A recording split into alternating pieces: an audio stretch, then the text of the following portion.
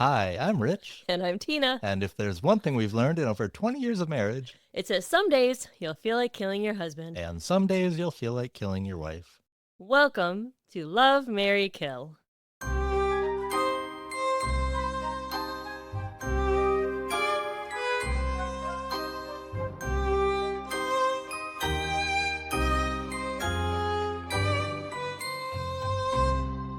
Hey, Tina. Hey, Rich. How are you? I'm okay. How are you? I am doing good. I'm doing excellent. We're recording this on Monday, August 4th, and we just got back from vacation. Have you recovered yet? No, I have not. Have you? It really is true what they say. When you take a vacation, you need like a vacation to recover from your vacation. Well, it depends. There's so many different vacations. There's vacations where you sit on a beach for a week. Right. There's vacations when you go skiing or Yeah. whatever. But we were pretty active, and Well, we drove a we lot. drove a lot. too. You drove a lot. I was a passenger a lot. Well, it was a nice time, but now it's time to get back to real life. Okay, if you insist. I really unplugged last week, Yeah, you did. but you did not. You were working away on this case. I get up earlier than most of our family members, and I actually really enjoy the early morning hours. And so I would get up at like 7 a.m. and work for a couple hours. And I actually enjoyed that. Good. You make me sound like a slacker, like you're working on the podcast. Well, you work I'm on the laying in opposite end of the bed. day. You stay up late and work, and I go to bed early. Well, happy August. Yeah, it's August already. Yeah. I can't believe it. It's Summer's almost football over. season. Yeah. Someone told me, our friend Jess told me the other day that the Lions had their first game. You didn't Yeah. talk about that at all. We were on me. vacation, yeah, and I think Did you we watch were it? No, I think we were driving Oh, at okay. that time. So no, I didn't watch it. But preseason, I don't. So it doesn't bother you at all. No, it doesn't. Preseason means absolutely nothing. Okay, if you say so. I say so. It's our anniversary month. It sure is. Do you know when our anniversary is? I think I remember that. Yeah. You do. Why don't you prove it to everyone listening that you know when our August anniversary is? 22nd. Okay, you do know. Yeah. Yeah. I Okay. can't believe you wouldn't think I would know that.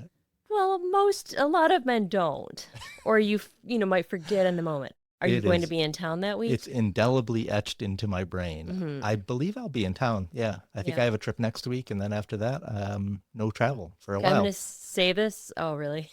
We've had a lot. You don't of sound so together time. disappointed. We've had a lot of together time, and I don't mind too much when you're traveling a little bit.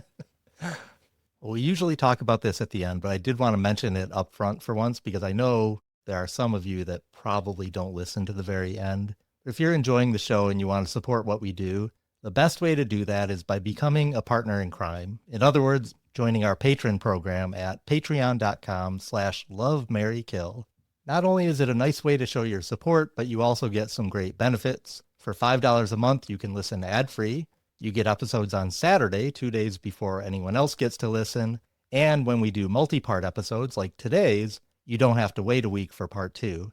And you get a monthly bonus episode exclusively for our partners in crime. It's a simple way to support the research, writing, and production that goes into every episode, and it helps us to continue doing the show the way that we love to do it. Again, patreon.com/lovemarrykill is where you can go and sign up. We really appreciate it, and we really appreciate you. Another way you can support the podcast is by leaving us a 5-star review on Apple or Spotify or wherever you listen, and engaging with our content on social media, giving it likes, leaving a comment, following us. That all really helps us be seen, and your engagement really does matter so much. Thank you so much for your support, as always. Well, I have a snack for you today that our lovely friend and listener, Carla, sent to us. We got Carla's lovely package She today. sent such a nice package. There were So more than sweet. just snacks in there. There were all these nice little gifts, and it was so A couple kind of her. silly things that really made us chuckle. But she sent us 2 things from Buc-ee's, which we talk about Buc-ee's a lot, even though we've never been to a Buc-ee's and we didn't get to go to one on our road trip. But No, but we did go to a lot of gas stations. we did. But she sent us some steakhouse beef jerky, which Oh. she says is a little bit of spicy, and some praline pecans, a little bit of sweet. Amazing. Yeah, let's give them a try.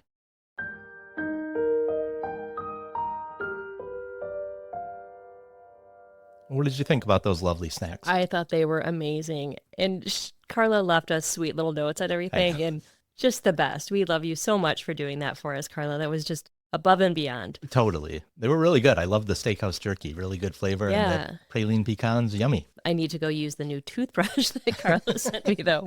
When we were on vacation, the thing I missed most, other than our sweet cats, was my water flosser.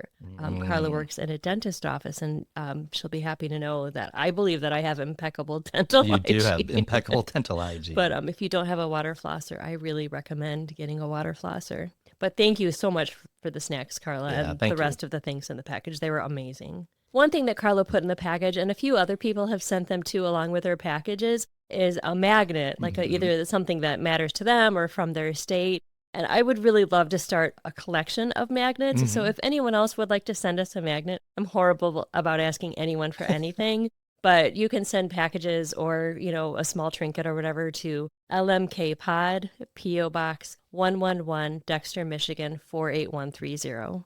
Well, on with the show. I know you've been dying to tell me about this case. I have. In the summer of 2008, 53-year-old Carol Kennedy was finally beginning to feel at peace. After 5 long years of separation, arguments, and drawn-out divorce proceedings, her marriage to Steve DeMocker was officially over. And for the first time in a long time, Carol felt hopeful about what came next. Just days earlier, she and Steve had shared a surprisingly pleasant dinner with their daughters, 20-year-old Katie and 16-year-old Charlotte, before heading to the Phoenix airport to see Katie off on a study abroad trip to South Africa. Carol had even confided in a friend afterward. For the first time in ages, being around Steve hadn't creeped her out. Her relationship with Charlotte was improving too. The divorce had strained their bond, especially since Charlotte had always been closer to her dad. But as Carol waved goodbye to her oldest daughter at the airport, surrounded by a rare moment of family harmony, she allowed herself to feel something she hadn't felt in a while, optimism. And then Steve ruined it. Just a few days later, he called Carol and asked her to meet for coffee. Confused, she went. What he suggested next was even more baffling. He wanted to get back together, to start dating again, to remarry. Carol shut it down immediately. She had been there, done that, and she had no interest in making the same mistake twice. But Carol wouldn't have long to enjoy this new chapter of her life. On the evening of July 2nd, during her nightly phone call with her mother Ruth in Nashville, Carol suddenly gasped, "Oh no!"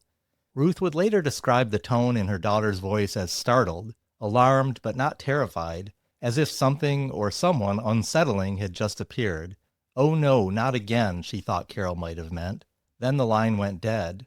Ruth tried calling back, over and over, no answer.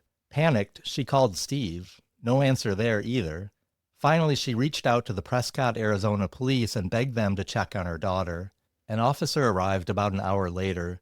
No one came to the door. He walked the perimeter with a flashlight, scanning windows, until he saw her, a woman on the floor, blood pooled around her head. Carol Kennedy was dead, bludgeoned to death in her own home.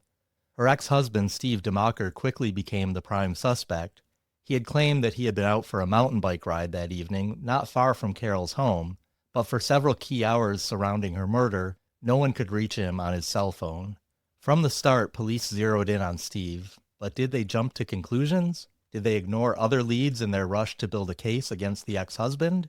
Some say it was a textbook investigation, others say it was anything but. And when the dust finally settled, one question lingered. Did they get it right? Virginia Carol Kennedy was born in July of 1954 in Nashville, Tennessee, the second of 2 children to Ruth and Alvin A.G. Kennedy. Her father was a former Army staff sergeant who went on to work for the U.S. Postal Service, first as a mail carrier and later as an auditor. Her mother, Ruth, held a few public sector jobs, including one with the Tennessee Department of Education, before eventually moving into the private sector with the American Association for State and Local History. From a young age, Carol had a strong sense of self. She disliked her given name, Virginia, and when she started elementary school, she made a decision. From now on, she would be Carol. It's really young to decide that you want to go by a different name and stick with it. It is. I wish I would have thought of that as a possibility. When I was that young, I said I wanted to go by Richie, and that lasted like about a month, and then I was like, I hate Richie. I call you Richie all the time. Did your family go along with it? Did they call you Richie too? Oh, yeah, they did. That's very nice. The Kennedy family were regular churchgoers, and Carol developed a sense of spirituality early in life. She was bright, well-liked by her classmates, and seemed destined for something special. At 15, she was chosen to represent Nashville in the Miss Ingenue contest, a pageant based on beauty, personality, poise, and presence. We'll post a newspaper clipping from that time where you can see a photo of young Carol looking confident and composed. The article mentions that she traveled to Acapulco that summer for the finals and won a collection of very 1970s prizes: an instant hair setter, a Carmen makeup mirror, a Kodak Instamatic camera, and a Panasonic portable phonograph, among others. Following that, Carol signed with a local modeling agency, but the work wasn't what she imagined, far less glamorous, far more tedious, and she gave it up not long after. Carol had always been close to her older brother John, but after high school the two drifted apart.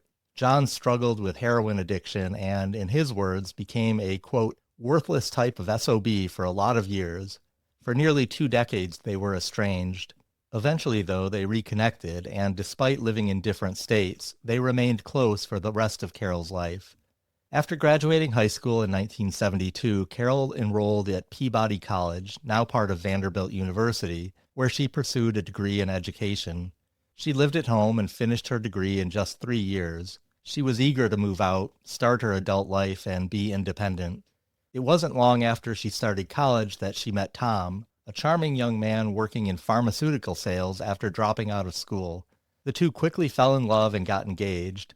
Carol's mother, Ruth, liked Tom well enough, but thought her daughter was too young to be getting married, and Ruth may have been right. The marriage lasted only a year and a half. Still, it ended amicably. After college, Carol spent a year at the Hartwood School in Massachusetts, where she immersed herself in timber framing, gardening, carpentry, and herbalism, earthy, hands-on skills that would continue to shape her lifestyle. She later taught school for a while in Richmond, Virginia, before returning to Nashville in 1981 and becoming a certified yoga instructor. Not long after, Carol took a trip to New York. When she returned, she told her best friend and roommate Debbie that she had met someone, an incredible man named Steve DeMocker. Stephen DeMocker, whose middle name, strangely enough, was Carol, was born in January 1954 in Rochester, New York. He was the oldest of 9 children born to Dr. John and Jan DeMocker. The DeMockers were an ambitious and accomplished family. Steve's youngest sibling won a Pulitzer Prize for his photography documenting the aftermath of Hurricane Katrina and now works as a drone pilot for NASA. His sister Mary is a harp teacher, author, and public speaker. Sharon became a doctor. Susan directs research protection programs at Pace University, and the list doesn't stop there. Their father, John, was a radiologist with his own private practice who also consulted for other hospitals. Their mother, Jan, was just as accomplished. She earned a master's in nursing, taught obstetrical nursing, got her doctorate in education, and later earned a master's in divinity to become a minister. She also worked part-time as a chaplain at a nursing home, all while raising 9 kids. Wow, I don't do anything. I bake a loaf of bread every now and then and do some laundry, but these people sound very awesome. Pretty and ambitious. impressive, yeah. Steve attended a private boarding school in Rochester and graduated in 1972. He then enrolled at Prescott College, a small progressive liberal arts school in Arizona, where he majored in wilderness leadership. Prescott College, which would later play a big role in both Steve and Carol's lives, was known for being a bit of an experiment in alternative education. It was founded in 1966 as a pioneering, even radical institution focused on experiential learning. So they sound like they're into kind of like an alternate lifestyle. Absolutely. In 1974, while Steve was still a student, the college abruptly went bankrupt and shut down. But a scrappy group of faculty and students refused to let it die. They kept classes going in a rundown hotel nearby. The press dubbed it the college that wouldn't die, and indeed it survived. It's still around today, with a mission centered on justice, sustainability, and experiential learning. While at Prescott, Steve was deeply into outdoor adventure. He did things like extreme whitewater rafting, mountain climbing, and kayaking.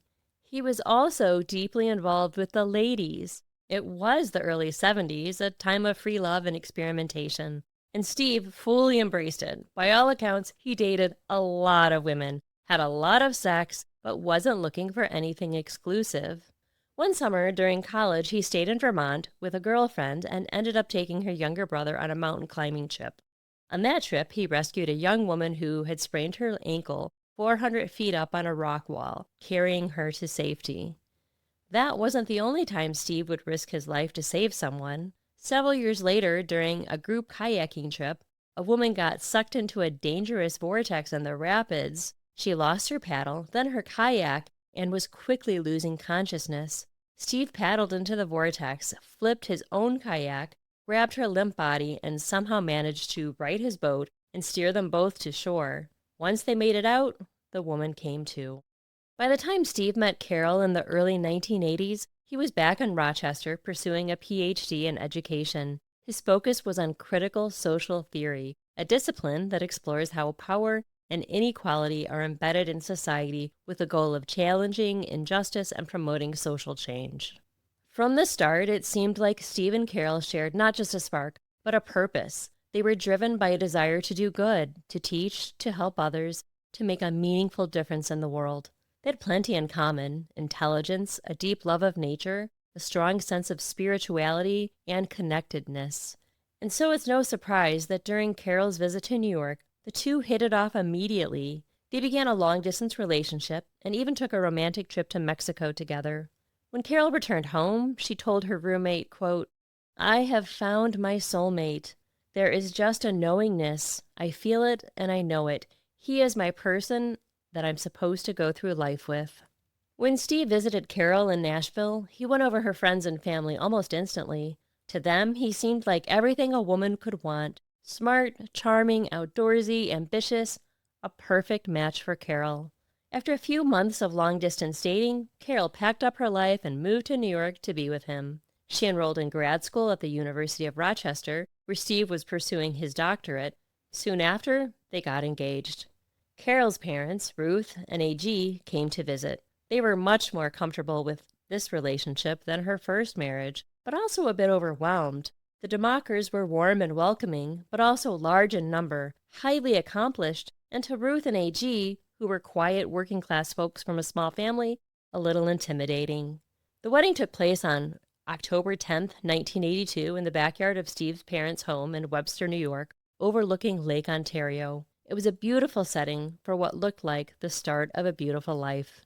Steve's best friend from college, Sturgis Robinson, came to the wedding and immediately hit it off with Carol. But knowing Steve as well as he did, and knowing his history with women, Sturgis felt compelled to speak up.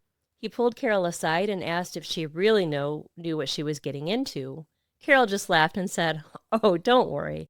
I can take care of him." It's pretty bold to pull the bride-to-be aside and be like, "Are you sure about this?" Like, I don't know exactly what he said to her, but, I think he was implying that Steve was kind of a womanizer. Yeah. I never told you what your mom said to me on our wedding day, did I? You didn't. Why are you laughing? Carol earned her master's degree in education in 1983, focusing on counseling and human development. Steve finished his PhD in 1986. During that time, they lived in a guest house on the DeMocker family property, and Carol became a true member of the extended DeMocker clan. Everyone adored her. After graduation, Steve landed a job at Patagonia, working with his friend Sturgis. The two ran outdoor programs for Patagonia employees, helping them get hands-on experience with the gear they were selling. I love Patagonia. Mm-hmm. They settled in Ojai, California, a peaceful mountain town known for its spiritual vibe and natural beauty. Do you remember Ojai? I do. I remember going with your sister and brother-in-law. Remember that? There was a really cool bookstore I remember there. the bookstore, yeah. That's what I remember the most, too. Just a really different vibe to that city, for sure. On the surface, it looked like an idyllic life, but beneath the surface, cracks were beginning to form. Steve confided to Sturgis that he had an affair with a coworker at Patagonia, something that went against the company's core principles. It's unclear whether the affair was the reason Steve left the company, but it's possible. It's also unclear if Carol ever knew. Sturgis suspected she did, but she may have chosen denial over confrontation. From California, the couple moved to Vermont. Carol taught psychology at a community college, then became a psychological counselor at another nearby school. In a local newspaper article announcing her new role, Carol mentioned that one of her personal goals was to write a book about domestic violence. Had Carol had any experience with domestic violence? I don't believe so, but I think in her education, she just really developed an interest in helping people. And I Mm-hmm. think that was one of the areas that she really felt strongly about. Okay.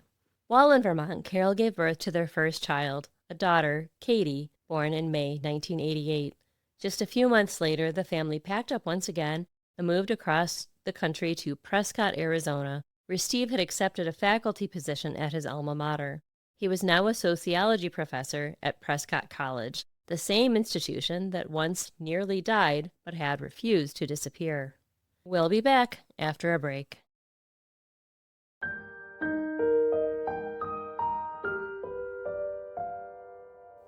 One of the things about this story that I find so sad and tragic, and I'm being reminded of it again as we go through the background, but it just feels like Steve and Carol had everything you could ever want in life. Like they were both healthy, they were into outdoors, they were helping people, they had two beautiful, healthy daughters, and it just seems like they had so much going for them. I think you could say that about a lot of the couples that we cover. Yeah. People don't realize how much they have to be grateful for, Mm-hmm. and they Absolutely. always want more. You know what I mean? Right.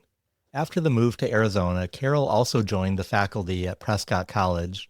Both she and Steve quickly became popular professors at the small alternative school. Steve taught courses on topics like the politics of food and sexual imagery in advertising. Interesting. He also led groups of students on outdoor adventures, kayaking, whitewater rafting, wilderness expeditions.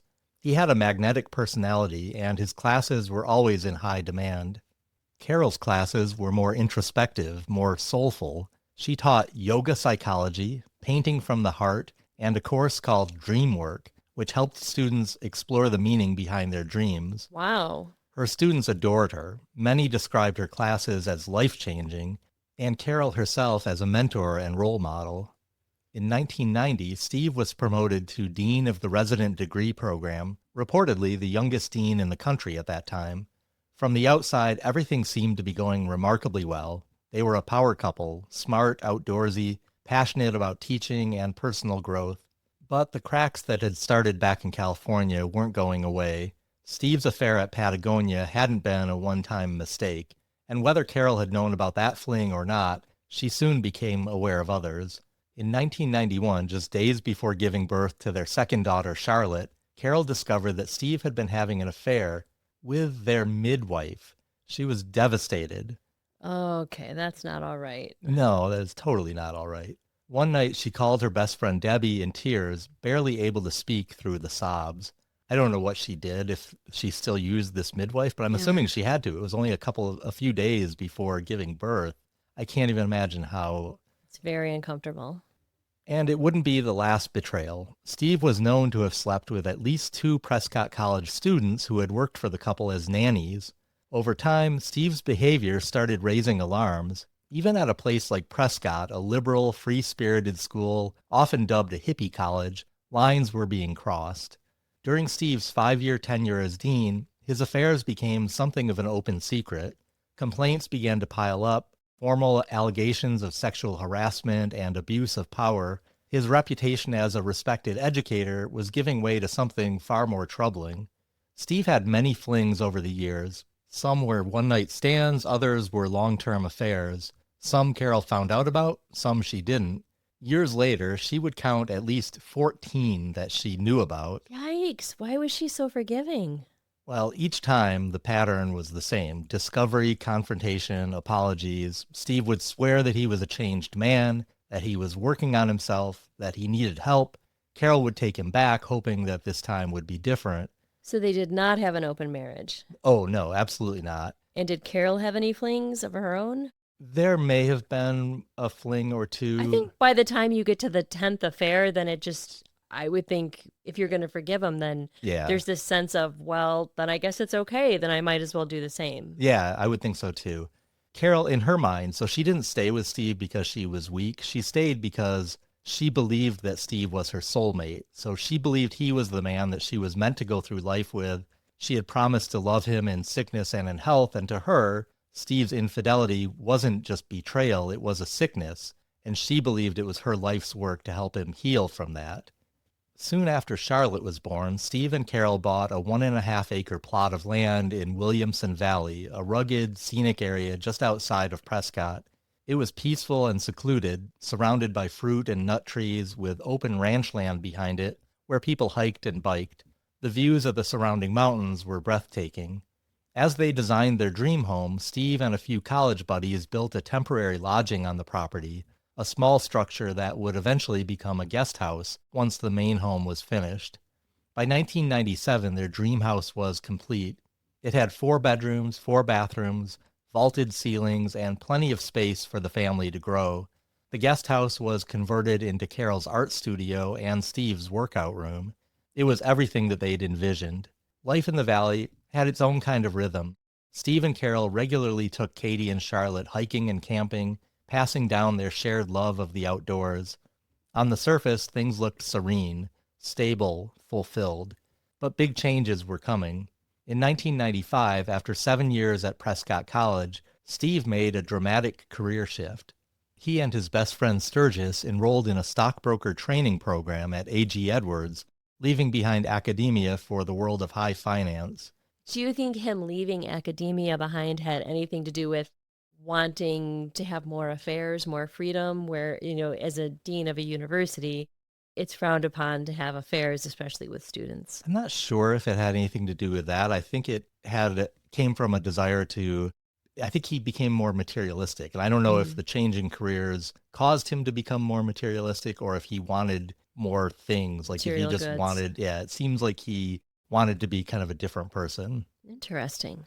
It was a move with much greater earning potential, but it raised eyebrows. Steve's mother, who had been proud of his work in education, asked him why he was giving up on helping people.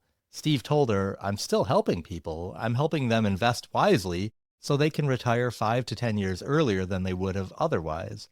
But it didn't take long for another side of Steve to emerge, one that Sturgis hadn't fully seen before. About 6 months into their new roles, Sturgis had developed a promising relationship with a senior broker who was about to retire. The broker had promised to hand over his entire book of business, roughly $40 million in client assets, to Sturgis. It would be a massive step up, a life-changing opportunity for a new broker. On a Friday, the broker sent a message to all of his clients introducing Sturgis as his successor. But when Sturgis began calling those clients the following Monday, he was stunned to learn that Steve had already called every single one of them over the weekend. He did not. And convinced them to move their accounts to him instead. You believe that? What a weasel. I know. Sturgis confronted Steve in disbelief, but Steve flatly denied it. He denied everything and gaslit his best friend. And just like that, their decades-long friendship began to unravel. For Sturgis, it was the moment he began to see Steve clearly, not as the charming, adventurous idealist that he had once known, but as someone far more calculating. As Steve began raking in more money, his values started to shift. He became obsessed with luxury, designer clothes, expensive vacations, flashy gear, and of course his appetite for women never went away. People who had known Steve for years, friends, former colleagues, even family, began to see a change. He came off as arrogant, self-absorbed, and increasingly hard to trust. Approximately how old is Steve during this time of change? I think he was in his mid-40s by this time. In 1998, a woman named Barb Onan moved to Prescott with her husband and started working at A.G. Edwards. She became Steve's assistant, and within a couple of years, the two were in a full-blown relationship. It would become the longest romantic relationship Steve ever had outside of his marriage to Carol. Steve frequently traveled to Phoenix for work, nearly 2 hours away by car. He and Carol owned a condo there, which they had rented to one of Carol's friends, a woman named Catherine. When Steve needed to be in Phoenix for a few days, he would stay at the condo, and often Barb would come too, supposedly to work with Steve. Catherine started to notice things. She'd see Steve and Barb lounging at the pool together. The way they interacted, it didn't seem professional. She suspected something was going on between them, but she wasn't sure, and she didn't want to stir the pot without proof. And then came the moment that really stuck with her. One day, Catherine saw Barb parading around the condo wearing one of Carol's swimsuits. Laughing and joking, she said, "I feel just like Carol." It rubbed Catherine the wrong way, deeply, but still she kept her suspicions to herself. Eventually, though, Carol told Catherine that she knew Steve was having an affair with Barb. Catherine apologized for not saying something sooner. In truth, the signs had been there for a while. That's so bold and gross of them. I know, like right in front of Carol's friend. Yeah. In 2004, Steve left A.G. Edwards and took a job at UBS, and he took Barb with him. That same year, Barb and her husband divorced. Once the divorce was final, Steve proposed to her.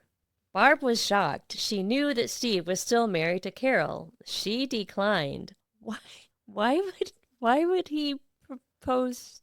It doesn't make any sense. It doesn't make any sense, does it?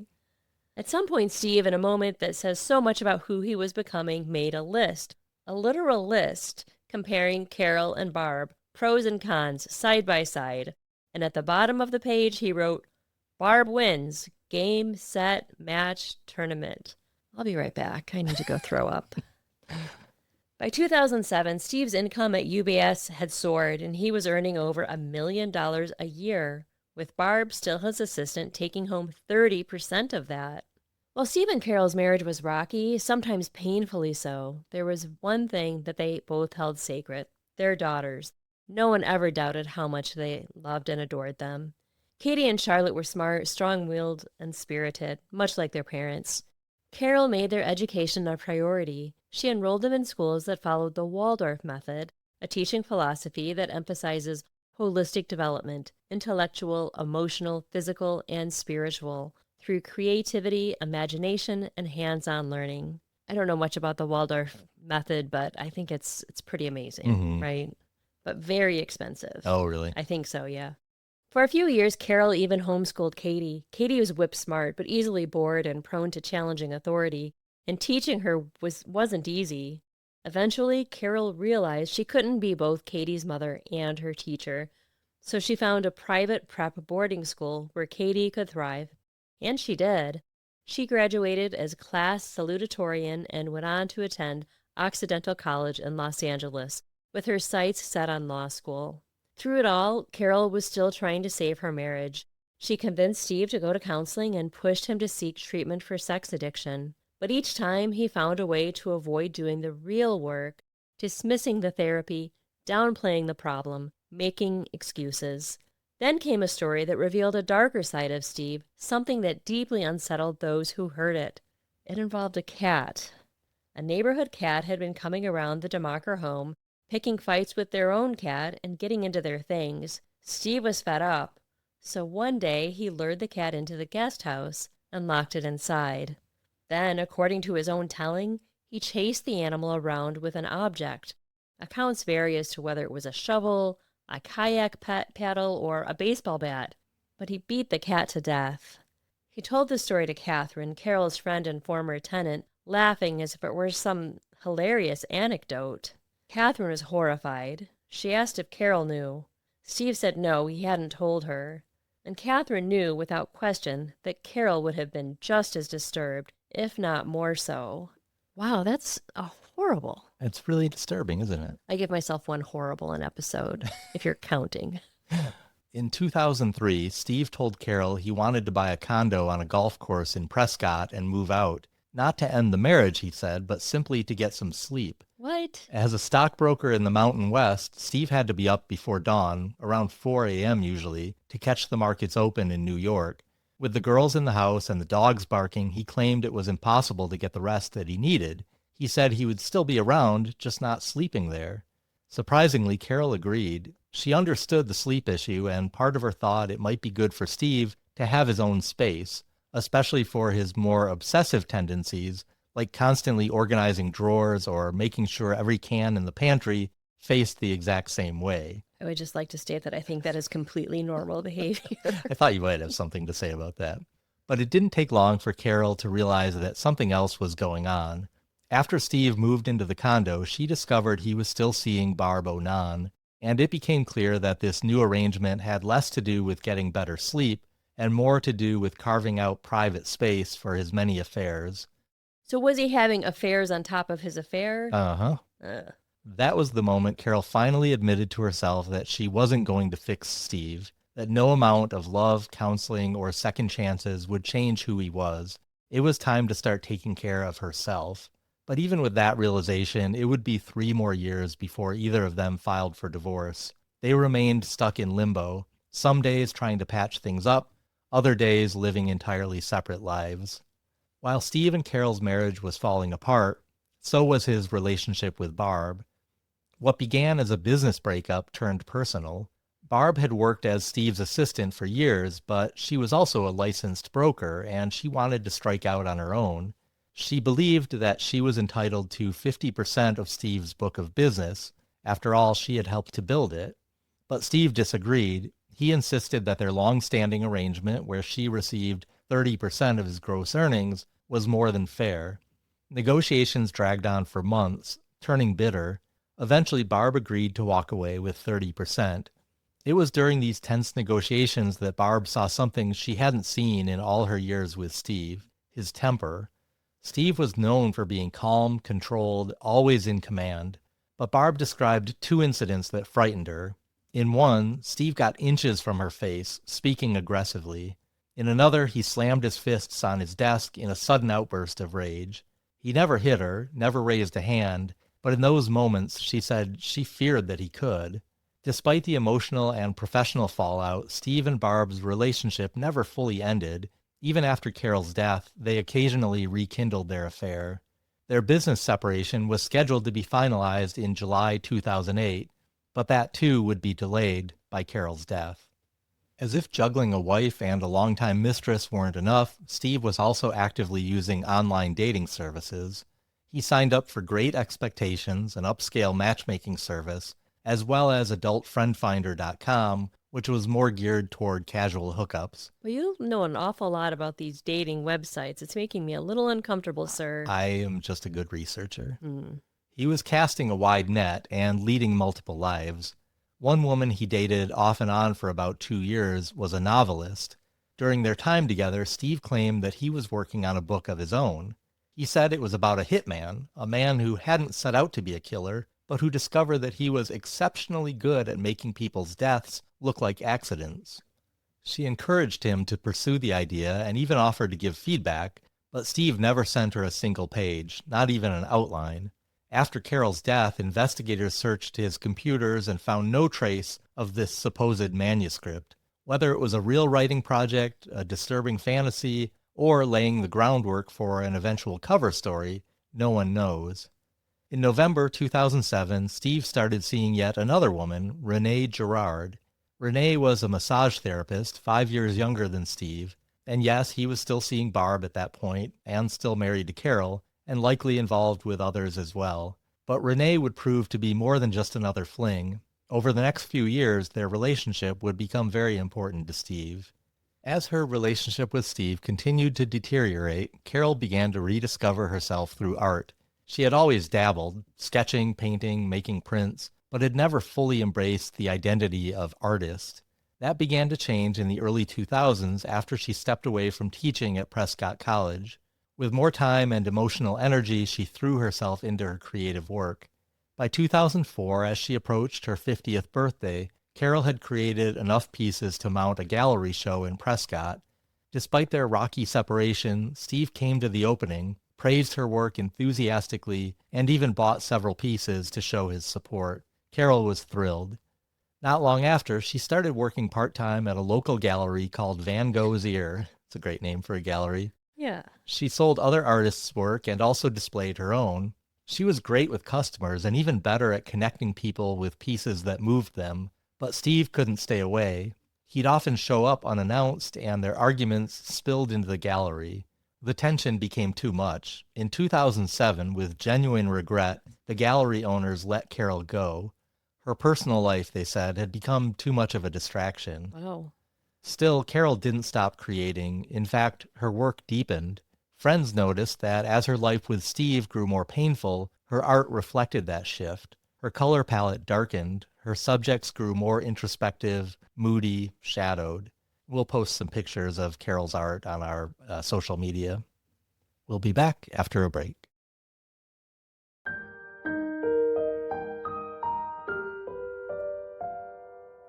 The strain wasn't just showing up on canvas. Carol was battling depression. She leaned on her friends, calling often for emotional support.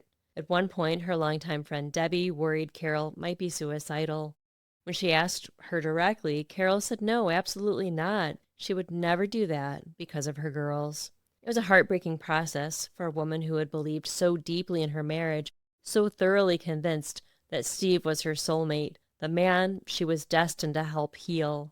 Letting go wasn't just about ending a relationship. It meant letting go of a belief that had defined her adult life. The emotional toll took a physical one, too. Carol lost a significant amount of weight and was diagnosed with Graves' disease, an autoimmune disorder that's often triggered or worsened by stress. As she slowly started reclaiming her independence, her friends encouraged her to start dating again. Prescott wasn't exactly the best place for that. The median age there is over 60, so Carol gave online dating a try. About a year before her death, she began seeing a man who lived in Malibu, but that relationship didn't last long. Then, in early 2008, she met David Soul. No relation to the Starsky and Hutch actor, in case you were wondering. Thank you so much for making that clarification. David had a home in Arizona, about 35 miles from Carol's, but he spent most of his time on the coast of Maine, restoring a sailboat for a long voyage. They saw each other several times while he was in Arizona and hit it off quickly. When he returned to Maine in May, they kept in close contact, calling and emailing frequently. Carol was excited. For the first time in a long time, it felt like the possibility of a new chapter. I would think getting rid of the dead weight that was her husband would feel pretty good. I would think so too, but they were still intertwined because of the daughters and financial stuff, as we'll see. It was hard to make a clean break of it. Yeah, I can understand that. She was planning a trip to Maine to visit David and see his boat. Her flight was scheduled for July 12th, 2008, but she never made it. Carol was killed on July 2nd, just 10 days before she was finally set to sail into something new. Although Steve had moved out back in 2003, it would be 3 more years before either of them filed for divorce. Steve filed first, but quickly withdrew his petition. In the end, it was Carol who had to take the final step. She filed in 2007. And things got ugly fast. Despite Steve's substantial income, his spending was completely out of control. As his earnings increased, his expenses seemed to grow even faster.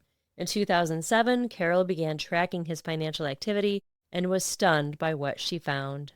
In just a few months, Steve had taken a trip to St. Martin, another to Zurich and Italy, and spent 3 days at a luxury hotel in New York City with Katie and Charlotte, taking them to Broadway shows and high-end restaurants.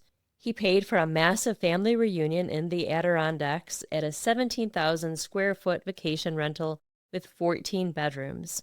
He leased a new BMW for Katie, treated his dad and brothers to a week-long golf trip, took the girls on lavish shopping sprees in Phoenix, and bought himself plenty of expensive athletic gear along the way. And yet, despite all of this, Steve kept telling Carol that she was the one putting him in debt. Then came the 2007 financial crisis, the most severe economic downturn since the Great Depression. As a stockbroker, Steve was hit hard. His income dropped significantly, but his spending habits didn't change. He just kept going, racking up more and more debt. Meanwhile, Carol was scrambling to stay afloat. She took a job as a counselor at Pia's Place, a recovery center for women battling addiction. She also picked up part-time work in the print lab at Yavapai College. I think that's right. The divorce negotiations were grueling. Financial stress, emotional manipulation, and constant uncertainty made everything worse. Steve's behavior became increasingly erratic. He would send Carol long, rambling emails, some professing his undying love, others filled with cruel insults. Carol suspected he was spying on her, hacking into her email, monitoring her messages to friends, to her attorney, and to David Soul. No connection to Starsky and Hutch. There's no concrete evidence to confirm that, but Carol believed it was happening. She also believed Steve was entering the house while she was away, letting himself in, snooping around, possibly even tampering with things. So this is going to sound stupid, but I've been watching The Valley, which is a show on on Bravo, and this sounds really similar to something that's happening with a couple that's divorcing on that show. And I know I'm very fortunate because obviously we have a good relationship, and I've never been divorced before, Hmm. but it just has shown me how horrible and just volatile that these relationships become, and how Yeah. men, when the woman is trying to start over, to start the new life, that's when, men, the abuser just holds on tighter Yeah. It seems and to be a won't let her really, go. And it's just yeah, it seems like a gross. really common scenario. It's really scary. Yeah, it is. It's almost like they become like obsessive and they Yeah. become very toxic and volatile. Yeah, and it's that combination of, love bombing and the abuse. Like, it Hmm. just vacillates between the two of them over and over Right. again. The divorce also took a toll on the girls, especially Charlotte, who was only 16 at the time of Carol's death. She had always been closer to her dad and grew increasingly angry at Carol, blaming her for dragging out the divorce and jeopardizing her financial future. So, as a 16-year-old, obviously the dad is manipulating the girls with the Hmm. gifts and the trips and all that stuff, Yeah, Steve right? was really good at manipulating people. Ugh. Charlotte had big dreams of becoming a neurosurgeon and hoped to attend an out of state college. But as the legal battle wore on, she began to fear that her mother's refusal to accept Steve's settlement offers might ruin those plans. At one point, Charlotte wrote to Carol in an email, quote, "Now, my future and the quality of my education and degree is in jeopardy. It's hard to realize that my mom, someone who I unconditionally have loved all my life, may damage the rest of my life." It's really sad to read that, isn't it? In retrospect, yeah. Carol, in turn, felt that Steve was deliberately driving a wedge between her and her youngest daughter. Eventually, Charlotte moved into Steve's condo to get away from the conflict and refused to spend time with Carol until the divorce was finalized. When the settlement finally came through in May 2008, nobody was happy. Carol received nearly $200,000 from one of Steve's 401k accounts, but she would be responsible for the taxes and early withdrawal penalties. She also inherited a portion of Steve's debt, reportedly close to $500,000. That's crazy. Oh, yeah, this whole divorce settlement just kind of boggles my mind. She got the family home on Bridle Path, but Steve had taken out multiple mortgages on it, and the property was underwater, worth less than what she owed. Steve was ordered to pay alimony, but because Charlotte now lived with him, Carol was required to pay him child support. Carol was growing increasingly anxious. How was she going to make ends meet? The divorce was finalized in May 2008, but the fighting never really stopped. Up until the day Carol died on July 2nd, there were long, relentless threads of emails between the two, arguing about money, the girls, the house, and everything in between. In January 2008, while Carol was still in the thick of her divorce battle with Steve, she reconnected with an old friend, Jim Knapp. Carol had known Jim for years. Their kids had gone to school together, and he had always been a familiar face around town. At the time, Jim had just gone through a divorce and a custody fight of his own. On top of that, he told Carol he had been diagnosed with cancer. He needed a place to stay, and Carol, who was struggling financially, needed help with expenses. So she invited Jim to move into the guest house on her property. It seemed like a good arrangement. Carol liked having a man around, especially given how secluded her home was. The two quickly became confidants, leaning on each other through their respective divorces. Steve would often stop by the main house in the evenings for a glass of wine and conversation.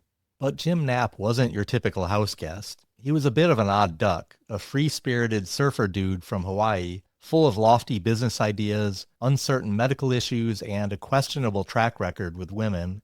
Let's start with his business plan. Steve had been exploring the idea of buying a Maui Wowie Hawaiian coffee and smoothie franchise, the one located right in Prescott.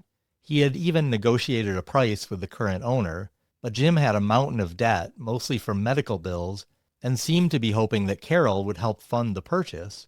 At one point, he even mentioned to the shop owner that Carol's divorce settlement would make the deal possible, though it's unclear whether Carol ever actually agreed to help. Given her own financial strain, it's unlikely. Ultimately, Jim backed out of the deal in early 2008. Then there were the health concerns. Jim had at some point been diagnosed with skin cancer, but whether it was a serious ongoing illness or a single incident involving the removal of a spot, that's not clear. What is clear is that Jim often told people he was dying, while others suspected he was exaggerating. He also dealt with ulcers, digestive problems, anxiety, depression, and chronic sleep issues. He had prescriptions for all of it, and was likely addicted to painkillers or, at the very least, over-medicating himself. After separating from his wife, Jim began dating a woman he met online who lived in Montana. Based on his profile and chats, she expected a fit, outdoorsy guy, but when they met in person, she was surprised. Jim appeared pale, sluggish, and out of shape. During their visits, she said he often seemed out of it, likely in her view due to the medications. The second time they met in person, he told her he wanted to marry her. She liked him, but she felt like it was far too soon.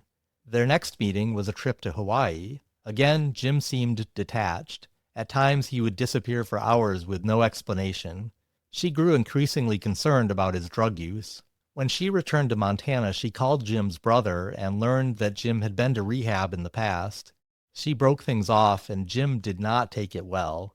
He was furious that she had contacted his family and accused her of abandoning him when he needed her most.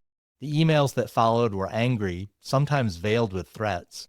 She stopped responding, but Jim kept writing and even reached out to her family asking for money to help with medical bills, saying that he was dying. Carol, by all accounts, never saw this side of Jim. So that relationship was before he'd moved in with Carol. I think it was, yes. Okay. To Carol, Jim was a close friend, someone she trusted, but others, including her daughters, saw something different. Katie later recalled one night when Jim had had too much to drink. She and Carol helped him to bed, and as they did, he playfully tugged at Carol's clothes. It didn't escalate, and no one thought much of it at the time. Carol never told anyone that Jim had made advances, but some people close to her believed that Jim might have been in love with her, maybe even obsessed. In late June 2008, just weeks after their divorce was finalized, Carol, Steve, Katie, and Charlotte all came together for dinner.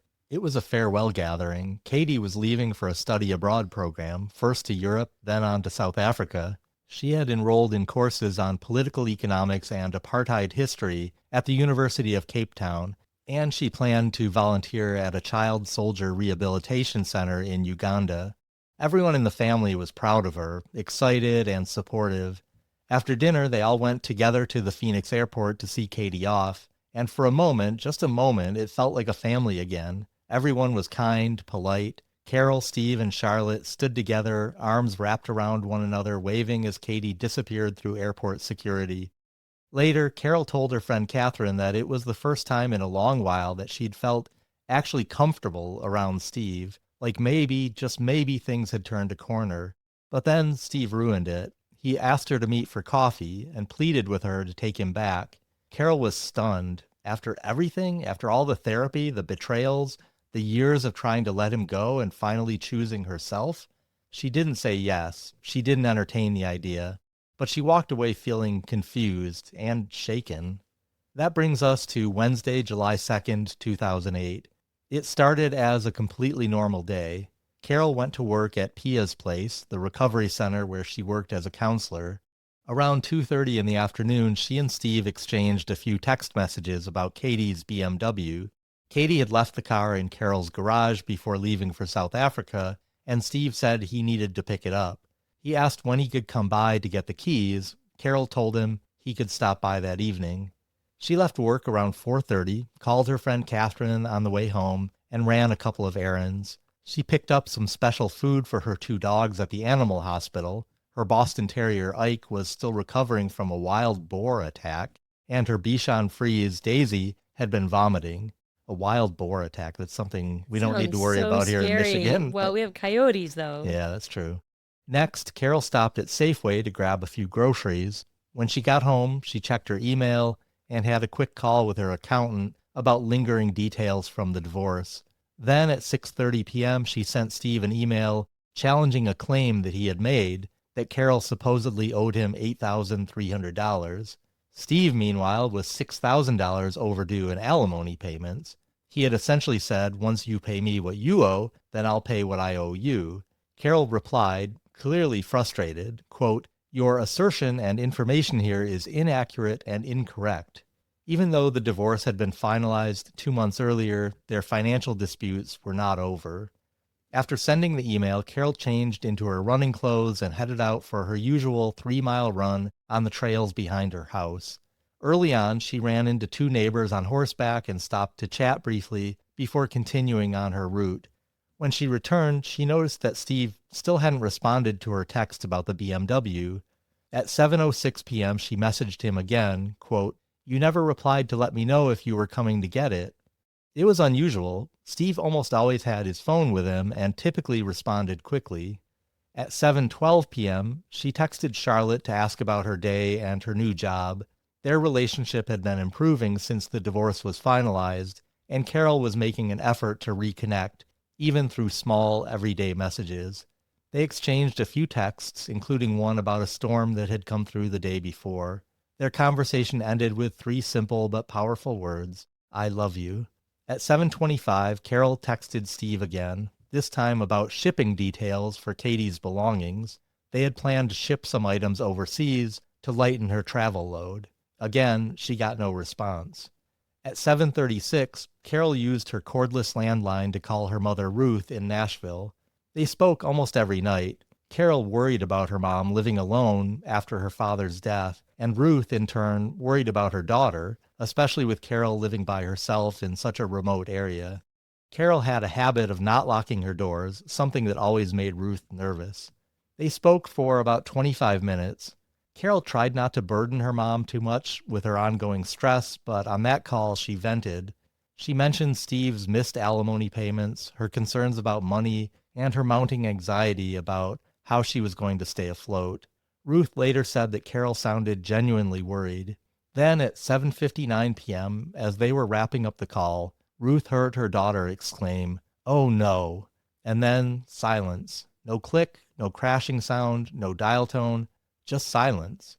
Ruth, alarmed, asked, "Carol, are you okay? What's the matter?" But there was no reply. Eventually the line went dead. In the initial chaos, Ruth described the "oh no" to the 911 dispatcher as a scream, but later she clarified it wasn't a scream. It was more a gasp, a reaction of sudden, fearful recognition. She said it sounded like, "Oh no, not again." After the call went dead, Ruth Kennedy tried calling Carol back several times. No answer, not even the answering machine. Growing increasingly panicked, she called Steve's condo. Charlotte and her boyfriend Jake were there playing video games. Charlotte glanced at the caller ID but let it go to voicemail. Ruth left a message for Steve explaining what had happened and begging him to go check on Carol. Next, she called Steve's cell phone. Still no answer. Another message. With no one else to turn to, Ruth called the Prescott Police Department. It was 8:14 p.m., just 15 minutes after the call with her daughter had ended so abruptly.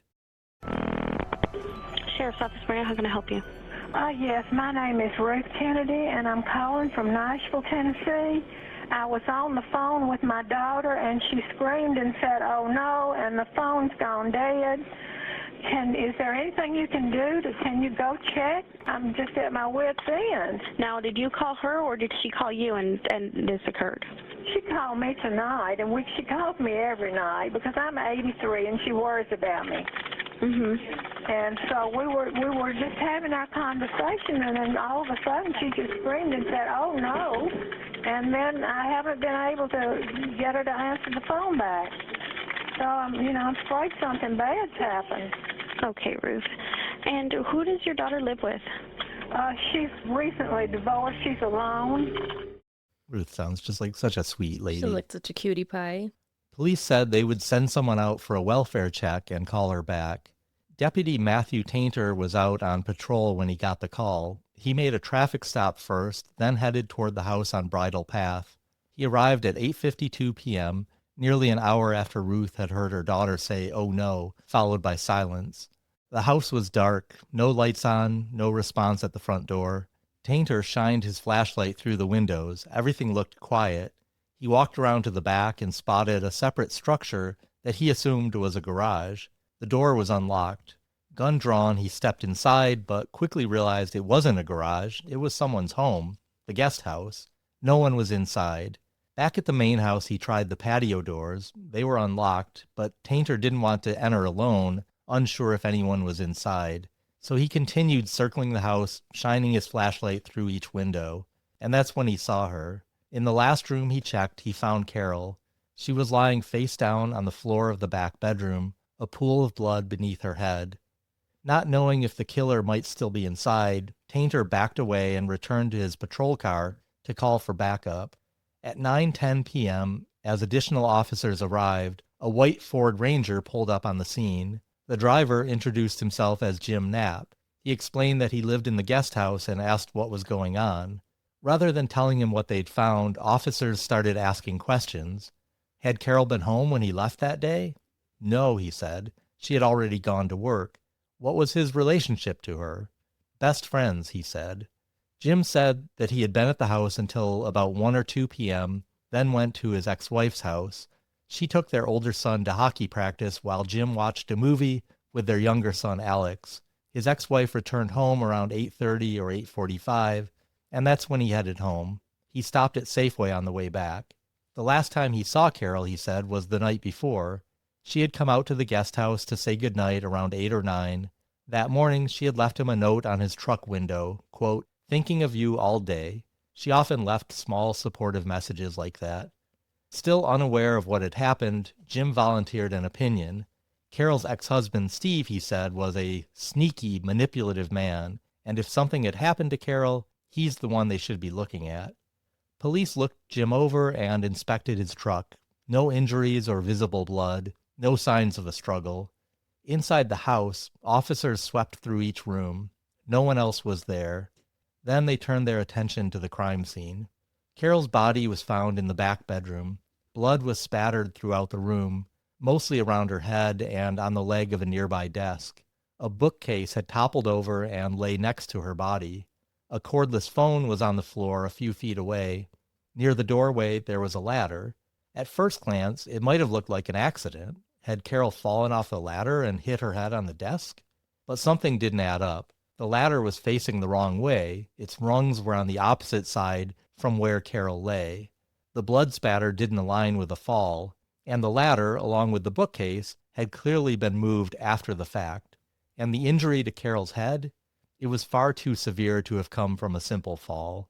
To investigators, it was obvious this was a staged scene, a deliberate attempt to make Carol's violent death look like an accident. And that alone revealed something important. Whoever killed Carol didn't just want her dead, they wanted her death to look like an accident. Then came another intriguing detail. In the laundry room, officers noticed something strange. Of the 4 light bulbs in the ceiling fixture, one was missing and the other 3 had been partially unscrewed. Had someone waited there, cloaked in darkness, for Carol to return home? And I'm afraid that is where we're going to end part 1. So Carol had been home for a while? Yeah, she went for a run, I think at like 6:30, and she got back a little bit after 7. Okay. And then the phone call with her mom went dead at like 7:59, almost 8. So I think she had been back for like maybe 45 minutes. Did she go running the same time every night? I think she usually did. It was kind of a habit that she went every day. I'm not sure if it was the exact same time, but probably consistent, yeah. So the light bulbs being unscrewed, like you said, it seemed like maybe someone was waiting for her, but it's July, so it probably wasn't really dark then. I actually had the same question. I looked that up, and the sun sets in Prescott, Arizona in July around 7:45 or so. Okay, interesting, because here the sun wouldn't set until like 9:30 probably, right? Yeah, probably not.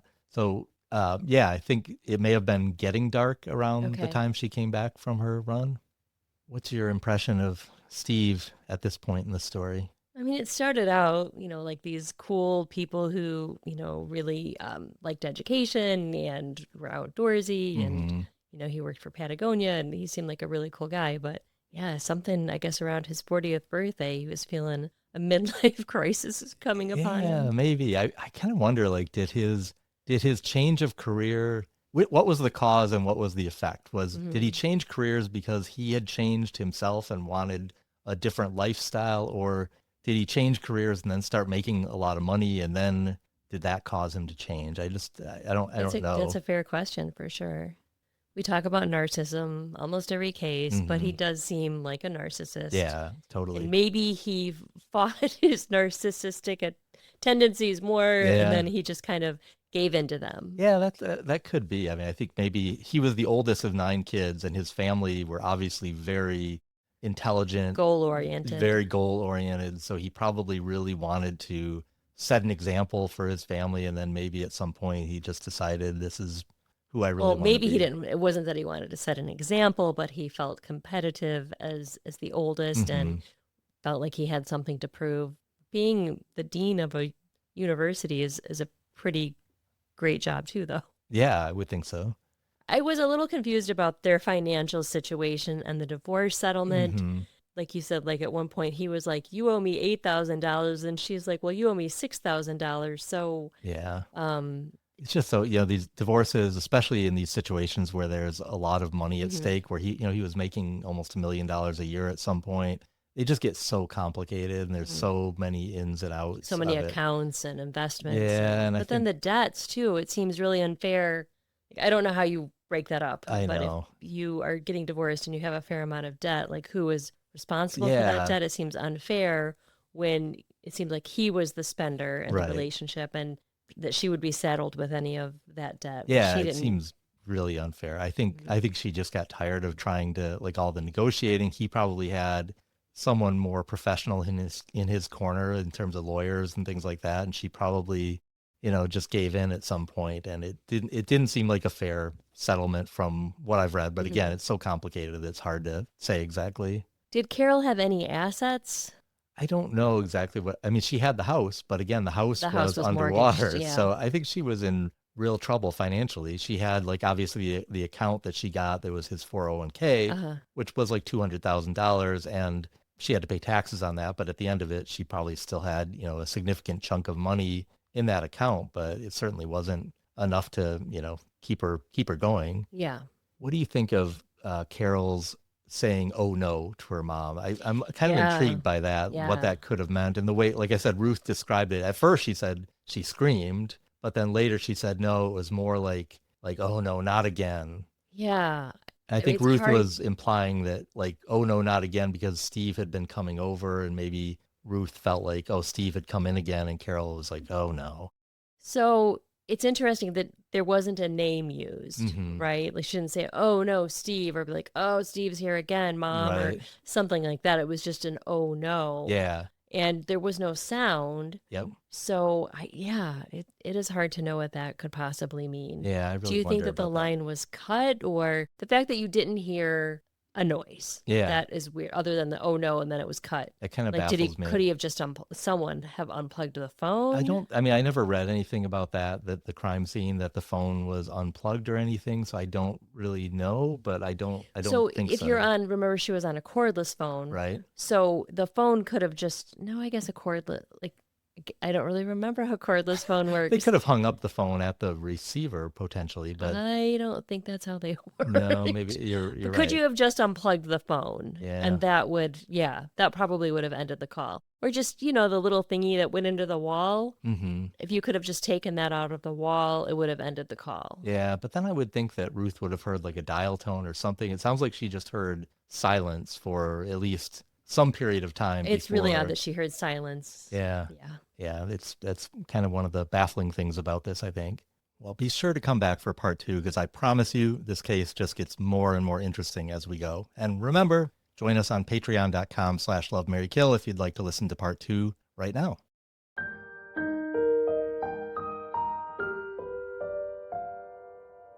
So we were having a little discussion during our break about whether people would want to hear about our vacation or not. Yeah. I know sometimes maybe hearing about people's vacation isn't the most exciting thing. Right. Well, we could probably hit on a couple of highlights, right? Okay, sure. Because really our vacation in some ways was kind of a journey through our past, because we went to a lot My of places. past especially, Your past yes, especially. yes. But we went to some places that were kind of important to us early in our relationship. Yeah, it made me a little emotional Yeah. at some points because, it's been a while since I've lived in Illinois and, Yeah. had visited Wisconsin and Chicago. So, yeah, it was great to revisit some of those places. And you got really emotional when we found the Mrs. Fisher's potato chips.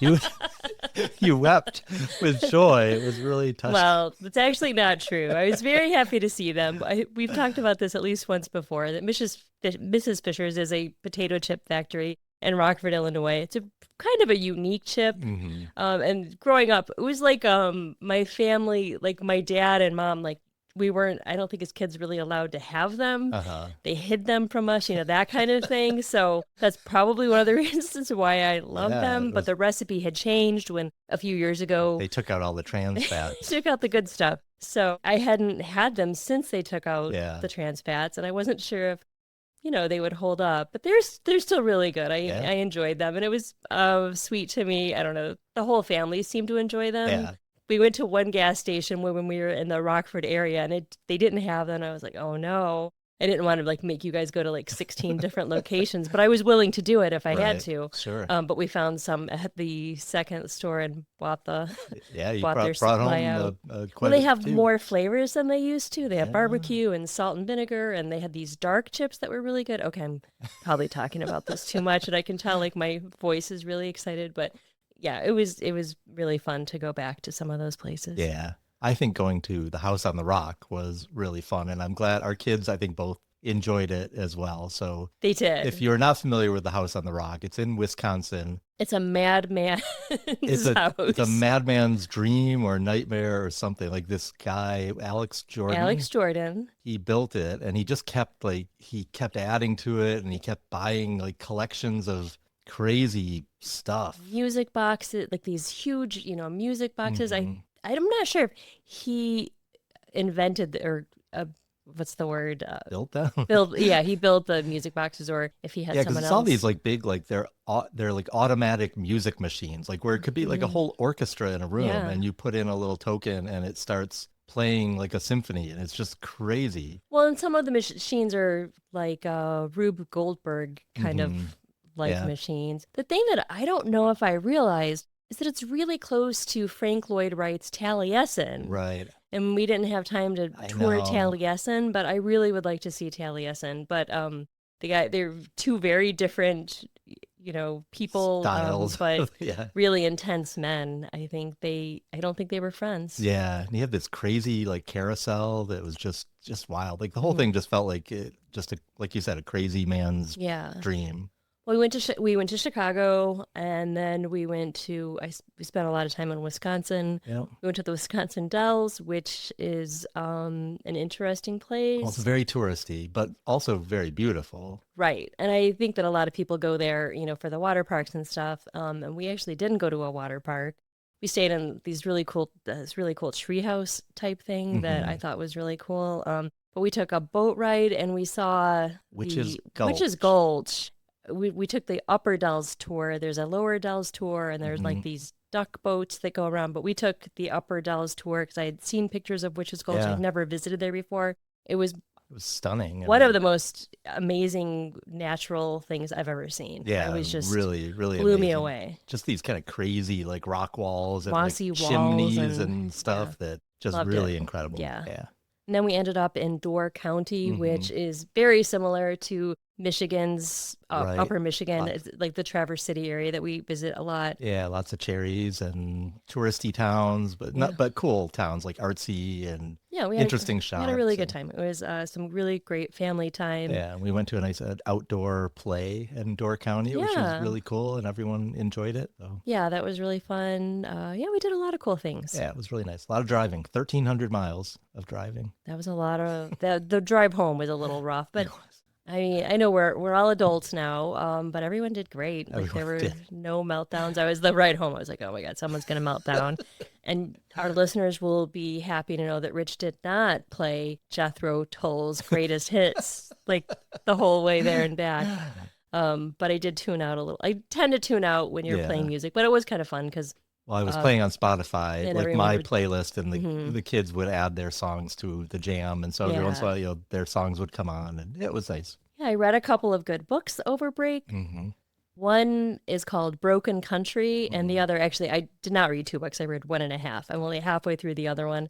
It's called Don't Let Him In by Lisa Jewell, and so far that one's really good too. So Nice. it was awesome to not read true crime books. I am working on a case that I'm excited to tell you guys about, but I didn't work too much on the podcast, which was really nice. It was a very nice trip, and we are back now and happy to be back at it. So thank you all for listening, and thank you again, Carla, for the nice package that you sent with the snacks and the gifts. That was so kind of you. And thank you to Elizabeth, who sent me a very nice email today that I might have needed to read. Yeah. Not all the comments we get are good comments. They don't always make us feel warm and fuzzy inside, but Elizabeth sent a really nice email, and I really appreciated it. A lot of you send us nice messages all the time, and we really do appreciate you guys. We read your messages, and they really are one of the things that keep us going on this journey. Yep, absolutely. Until next time, don't kill your husband. And don't kill your wife.